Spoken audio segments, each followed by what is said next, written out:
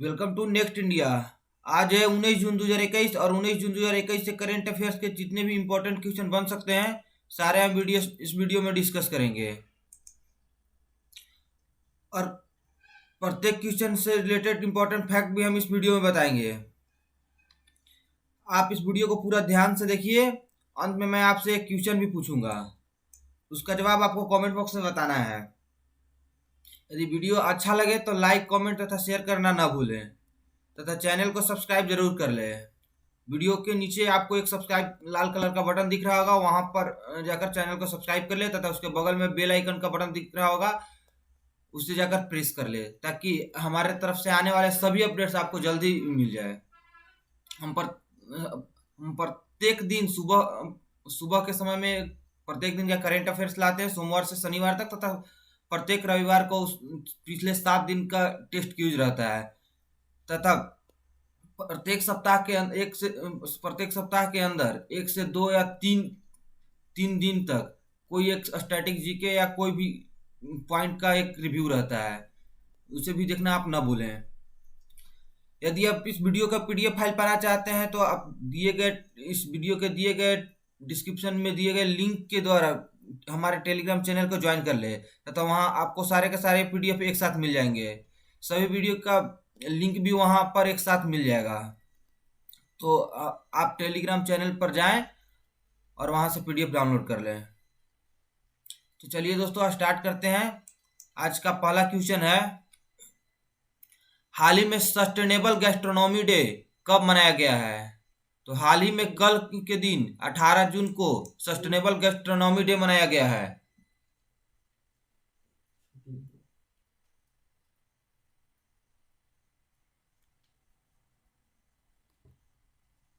Sustainable gastronomy day दुनिया का ध्यान हमारे जीवन में अस्थायी गैस्ट्रोनॉमी की भूमिका पर केंद्रित करने के लिए 18 जून को विश्व स्तर पर मनाया जाता है। इस दिन को 21 दिसंबर 2016 को संयुक्त राष्ट्र महासभा द्वारा यानी यूएनएससी के द्वारा नामित किया गया था। गैस्ट्रोनॉमी का अर्थ है अच्छा भोजन चुनने, पकाने और खाने का अभ्यास, या दूसरे शब्दों में सस्टेनेबल गैस्ट्रोनॉमी इस बात को ध्यान में रखता है कि सामग्री कहाँ से है, भोजन कैसे उगाया जाता है और यहाँ हमारे बाजारों तक, अंततः हमारी प्लेटों तक कैसे पहुंच जाता है। यह इस दिन की बात की पुष्टि करता है कि सभी संस्कृतियां और सभ्यता सतत विकास में योगदान करता और महत्वपूर्ण प्रवर्तक हैं। चलिए अब दूसरे क्वेश्चन की ओर।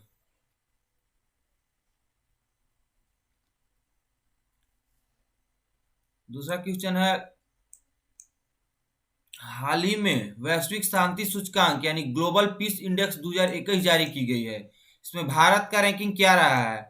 तो हाल ही में ग्लोबल पीस इंडेक्स 2021 के अनुसार भारत का रैंकिंग 135वीं रहा है। भारत दो पायदान ऊपर चढ़कर 135वें स्थान को प्राप्त किया है। वैश्विक शांति सूचकांक, इस सूचकांक में आइसलैंड दुनिया का सबसे शांतिपूर्ण देश बना हुआ है, जो कि 2008 से लेकर अभी तक इसी स्थिति में बना हुआ है। यह ग्लोबल यानी पूरे विश्व में यह न्यूजीलैंड, डेनमार्क, पुर्तगाल और स्लोवेनिया द्वारा सूचकांक के शीर्ष में शामिल हो गया है, जो कि यह आइसलैंड है, जो कि आइसलैंड दुनिया में सबसे शांतिपूर्ण बना हुआ है अभी तक। दक्षिण एशिया में भारत ऐसा 5वां देश बन गया है जो दुनिया में 135वां स्थान प्राप्त किया है तथा दक्षिण एशिया में 5वां देश बन गया है तथा दक्षिण एशिया में पहले तथा दूसरे स्थान पर भूटान और नेपाल को बन गया है। चलिए अगले क्वेश्चन की ओर। हाल ही में जारी रिपोर्ट के अनुसार सेंट्रल बैंक सरप्लस ट्रांसफर करने के शेयर में भारत कितने स्थान पर रहा? तो यह इस मामले में भारत दूसरे स्थान पर रहा। तो देखिए दोस्तों, प्रत्येक वर्ष आरबीआई द्वारा यानी सेंट्रल बैंक के द्वारा कई देशों में अपने सरकार को अपने कमाई का कुछ हिस्सा दिया जाता है। ऐसा कोई कानूनी तौर पर नहीं होता, बट ऐसा सेंट्रल बैंक के द्वारा दिया जाता है अपने सरकार को। तो आरबीआई ने भी इस वर्ष 99,122 करोड़ रुपया भारत सरकार को दिया है तथा ऐसे ही सभी देश अपने अपने सरकार को देता है। तो इस मामले में भारतीय सेंट्रल रिजर्व बैंक विश्व भर में दूसरे स्थान पर रहा है। इस मामले में पहले स्थान पर तुर्की रहा है। आरबीआई ने फाइनेंशियल ईयर 2021 के लिए सरकार को 99,122 करोड़ रुपए का अधिदेश हस्तांतरित किया है, जो 19-20 में भुगतान किए गए 57,128 करोड़ से 73% अधिक है। आरबीआई द्वारा हस्तांतरित अधिशेष सकल घरेलू उत्पाद यानी जीडीपी का 0.44% है, जबकि तुर्की गणराज्य के सेंट्रल बैंक का सकल घरेलू उत्पाद का 0.5% है। बात हुई है आरबीआई के बारे में, तो जान लेते हैं आरबीआई के बारे में। ऐसे तो हम रोज आरबीआई के बारे में एक बार ना एक बार चर्चा कर ही लेते हैं, फिर भी आज जान लेते हैं। आरबीआई आरबीआई का स्थापना हुआ था 1 अप्रैल 1935 को, जिसका स्थापना कोलकाता में हुआ था। इसका मुख्यालय अभी मुंबई में है तथा इसका संस्थापक ब्रिटिश राज में हुआ था। शक्तिकांत दास अभी यहाँ का गवर्नर है। चलिए नेक्स्ट क्वेश्चन की ओर। हाल ही में सीआईआई के अनुसार फाइनेंशियल ईयर 2022 में भारत की जीडीपी विकास दर कितना रहा? तो यह सीआईआई के अनुसार जारी रिपोर्ट के अनुसार 9.50% रहा। भारतीय उद्योग परिसंघ यानी सीआईआई ने चालू वित्त वर्ष अर्थात वित्त वर्ष 21-22 के भारत के जीडीपी के 9.5% की दर से बढ़ने का अनुमान लगाया है। यह जीडीपी को उस स्तर पर ले जाएगा जो वित्त वर्ष 2020 की तुलना में थोड़ा अधिक है। बढ़ते चिकित्सा व्यय ने आय और मांग को कम कर दिया है, लेकिन रिकवरी कार्ड पर है वैश्विक विकास और माइक्रोनॉमिक स्थिरता, व्यापार और निवेशी प्रवाहन का समर्थ करेगी। बात हुई है सीआईआई के बारे में, तो जान लेते हैं सीआईआई के बारे में। सीआईआई का फुल फॉर्म होता है कन्फेडरेशन ऑफ इंडियन इंडस्ट्री, मतलब भारतीय उद्योग परिसंघ। इसका प्रेसिडेंट है उदय कोटक, जो कि कोटक महिंद्रा बैंक के अभी भी सीईओ हैं। इसका हेडक्वार्टर है न्यू दिल्ली में तथा इसका स्थापना 1895 ईस्वी में किया गया था। अभी इसके मेंबर 9,000 प्लस मेंबर्स हैं, जो कि डायरेक्ट मेंबर है। इनडायरेक्ट मेंबर 3 लाख प्लस हैं। इसका मोटो है चार्टिंग चेंज इनेबलिंग डेवलपमेंट। चलिए नेक्स्ट क्वेश्चन की ओर। एलआईसी सीएसएल ने किस बैंक की सहायता से प्रीपेड गिफ्ट लॉन्च किया है? तो एलआईसी सीएसएल ने सीएसएल कार्ड सर्विस लिमिटेड। तो एलआईसी सीएसएल ने आईडीबीआई बैंक की सहायता से प्रीपेड गिफ्ट कार्ड लॉन्च किया। एलआईसी सीएसएल ने रुपे प्लेटफॉर्म पर आईडीबीआई बैंक के सहयोग से एक कॉन्टैक्टलेस प्रीपेड गिफ्ट कार्ड सगुन नाम का लॉन्च किया है। इस कार्ड का उद्देश्य उपहार देने के लिए कैशलेस तरीकों को बढ़ावा देने के इरादे से गिफ्ट कार्ड बाजार का विस्तार करना और अंत उपयोग विकल्पों की एक विस्तृत श्रृंखला पेश करना है। भविष्य में ई गिफ्ट कार्ड की बाजार में प्रवेश करना है। रुपे नेटवर्क पर सगुन गिफ्ट कार्ड लॉन्च करने के लिए एनपीसीआई भारतीय भुगतान निगम ने एलआईसी सीएसएल और आईडीबीआई बैंक के साथ भागीदारी की। बात हुई है एलआईसी की तथा आईडीबीआई बैंक की, तो जान लेते हैं इन दोनों के बारे में। आईडीबीआई बैंक के सीईओ हैं राकेश शर्मा। यहाँ आईडीबीआई बैंक का हेडक्वार्टर है मुंबई में तथा इसका पेरेंट ऑर्गेनाइजर है एलआईसी लाइफ इंश्योरेंस कॉर्पोरेशन। अब बात हुई लाइफ इंश्योरेंस कॉर्पोरेशन को, तो इसके बारे में जान लेते हैं। एलआईसी के चेयरपर्सन है एमआर कुमार। इसका हेडक्वार्टर मुंबई में है तथा इसका फाउंडर गवर्नमेंट ऑफ इंडिया है। तो इसे 1 सितंबर 1956 को फाउंड किया गया था तथा इसका पेरेंट ऑर्गेनाइजेशन है ministry of finance, government of India. चलिए अगले क्वेश्चन की ओर। हाल ही में किसे सरकार ने भारत के वर्ल्ड ट्रेड ऑर्गेनाइजेशन मिशन के निदेशक के रूप में नियुक्त किया है? तो हाल ही में आशीष चांदोरकर को भारत के डब्ल्यूटीओ मिशन के निदेशक के रूप में चुना गया है। भारत सरकार ने एक निजी व्यक्ति आशीष चांदोरकर को वर्ल्ड ट्रेड ऑर्गेनाइजेशन में भारत के अस्थायी मिशन में 3 साल के लिए काउंसलर नियुक्त किया है। मिशन में पहली बार किसी निजी व्यक्ति को चुना गया है। चांदोरकर बेंगलुरु स्थित policy think tank Samahi foundation of policy and research के निदेशक हैं। विश्व व्यापार संगठन 164 सदस्यीय बहुपक्षीय निकाय है जो वैश्विक व्यापार से संबंधित है। भारत 1995 से वर्ल्ड ट्रेड ऑर्गेनाइजेशन का सदस्य है। चलिए जान लेते हैं वर्ल्ड ट्रेड ऑर्गेनाइजेशन के बारे में।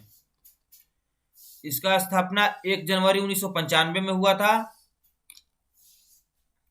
तथा इसका हेडक्वार्टर है जेनेवा स्विट्जरलैंड में।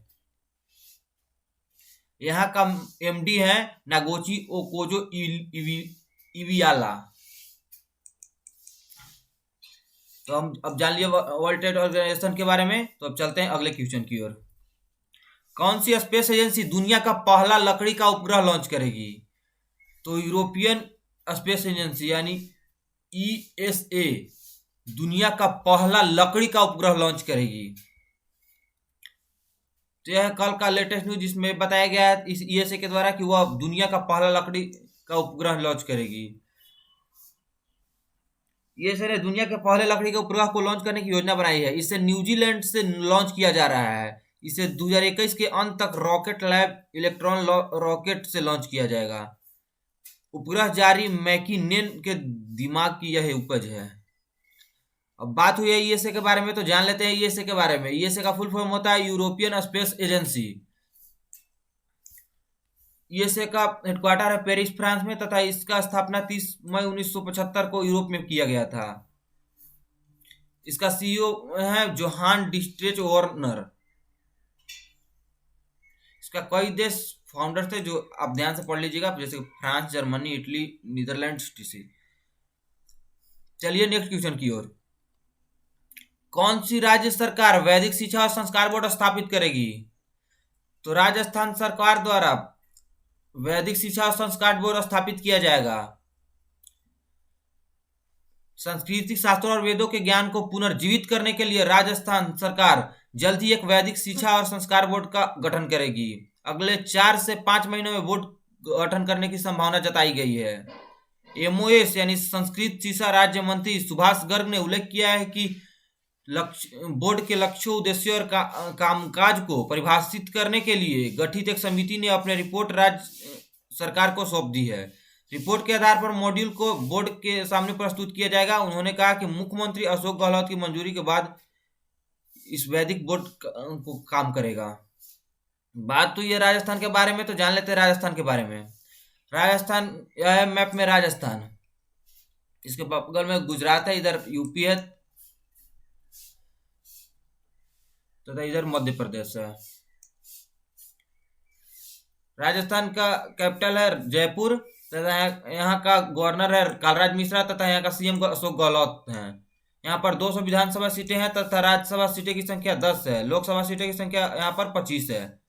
यहाँ पर कई नेशनल पार्क है जो कि इम्पोर्टेंट है, जो कि एग्जाम व्यू से बहुत ही महत्वपूर्ण है, जैसे कि Ranthambore national park, Sariska tiger reserve, desert national park, Keoladeo national park.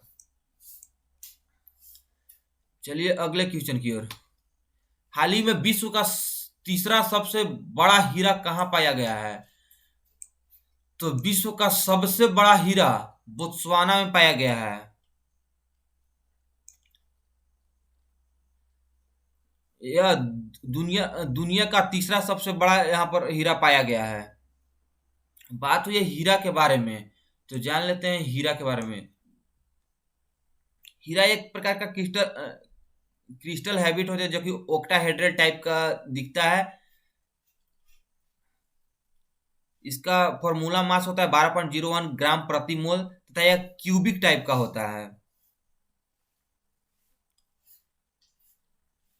यह सॉलिड फॉर्म में पाया जाता है जो एक कार्बन का एक अपरूप है। चलिए अगले क्वेश्चन की ओर। हाल ही में विश्व प्रतिस्पर्धा सूचकांक वर्ल्ड कॉम्पिटिटिवनेस इंडेक्स 2021 में कौन शीर्ष पर रहा है? तो इस इंडेक्स में स्विट्जरलैंड टॉप पर रहा है। भारत इस मामले में 43वें स्थान पर रहा। विश्व प्रतिस्पर्धा सूचकांक में भारत को 43वें स्थान मिला तथा पहले स्थान स्विट्जरलैंड को मिला। तथा इसके बारे में टॉप 10 कंट्रीज के बारे में जान लेते हैं। पहले स्थान पर स्विट्जरलैंड रहा, दूसरे स्थान पर स्वीडन तथा तीसरे स्थान पर डेनमार्क, चौथे स्थान पर नीदरलैंड, पांचवें स्थान पर सिंगापुर, छठे स्थान पर नॉर्वे, उसके बाद हांगकांग, उसके बाद ताइवान चाइना, उसके बाद यूएई जो कि अमीरात देश तथा यूएसए 10वें स्थान पर रहा। यह है टॉप 10 कंट्री जो इस प्रतिस्पर्धा सूचकांक में टॉप पर रहा। चलिए अब अगले क्वेश्चन की ओर। हाल ही में global sports brand Puma India ने किस भारतीय क्रिकेटर के साथ साझेदारी किया है? तो हाल ही में युवराज सिंह के द्वारा प्यूमा इंडिया ने एक पार्टनरशिप किया है। अब इसके पूर्ण रूप से भागीदार होंगे Yuvraj Singh. Global sports brand Puma ने पूर्व भारतीय क्रिकेटर युवराज सिंह के साथ साझेदारी की है, जो एक दशक से अधिक समय से ब्रांड से जुड़े हुए हैं। क्रिकेट से फास्ट लेन की ओर बढ़ते हुए युवराज अब भारत में प्यूमा मोटर स्पोर्ट्स के चेहरे के रूप में एक नए अवतार के रूप में दिखाई देंगे, जो तेज कारों और खेल के प्रेरित फैशन के लिए अपने जुनून का प्रदर्शन करेंगे। इसके साथ युवराज थीरी हेनरी, बोरिस बेकर और उसेन बोल्ट जैसे दिग्गज ब्रांड के वैश्विक लीग में शामिल हो गए हैं। बात हुई है पूमा के बारे में, तो जान लेते हैं पूमा क्या है। पूमा एक प्रकार का एक टाइप है टेक्सटाइल फुटवियर का, जो कि एक प्रकार का इंडस्ट्री है, टेक्सटाइल फुटवियर इंडस्ट्री, जिसका खोज 1948 में किया गया था तथा इसका हेडक्वार्टर है जर्मनी में। यह एक world wide area served industry है। चलिए अगले क्वेश्चन की ओर। यह है पूमा का ऑफिस। हाल ही में ऑटिस्टिक प्राइड डे कब मनाया गया है? तो हाल ही में 18 जून यानी कल ही के दिन ऑटिस्टिक प्राइड डे मनाया गया है, ऑटिस्टिक गौरव दिवस। ऑटिस्टिक गौरव दिवस ऑटिस्टिक राइट मूवमेंट के द्वारा मनाया जाता है। हर साल 18 जून को विश्व स्तर पर ऑटिस्टिक प्राइड डे मनाया जाता है। यह दिन ऑटिज्म से पीड़ित व्यक्ति के अधिकारों का सम्मान करने के लिए मनाया जाता है। साल 2005 में गैरिथ एंड एमी नेशनल द्वारा बनाई गई स्पीच फॉर फ्रीडम AFF द्वारा ब्राजील में पहला ऑटिस्टिक प्राइड डे मनाया गया था, जो बाद में एक वैश्विक कार्यक्रम बन गया। भारत में करीब 1 करोड़ बच्चे इस डिसऑर्डर की चपेट में हैं। चलिए अगले क्वेश्चन की ओर। स्मृति अध्ययन के लिए किस IIT ने देश का पहला भारतीय नेटवर्क लॉन्च किया है? तो IIT मद्रास ने स्मृति अध्ययन के लिए देश का पहला भारतीय नेटवर्क लॉन्च किया है।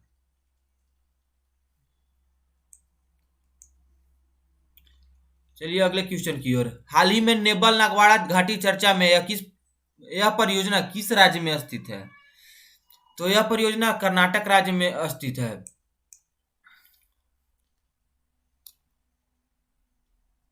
जो कि यह परियोजना नेबल घाटी परियोजना है, जिसमें 6000 ट्रीज यहाँ पर फेस कर रहे हैं, सूखा से प्रभावित हैं। चलिए जान लेते हैं कर्नाटक के बारे में चर्चा हुई है, तो कर्नाटक के बारे में।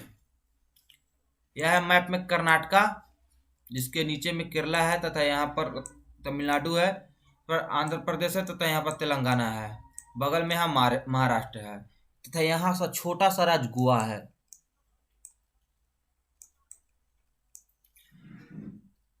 कर्नाटक की राजधानी बेंगलुरु है तथा यहाँ का CM वाजूभाई वाला है।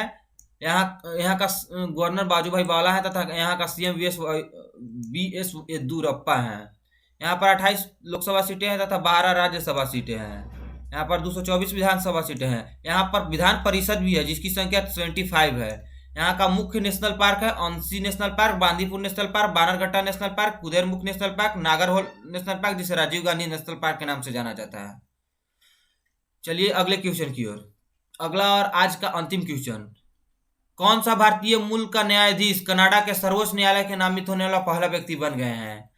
तो ये है न्यायमूर्ति महमूद जमाल।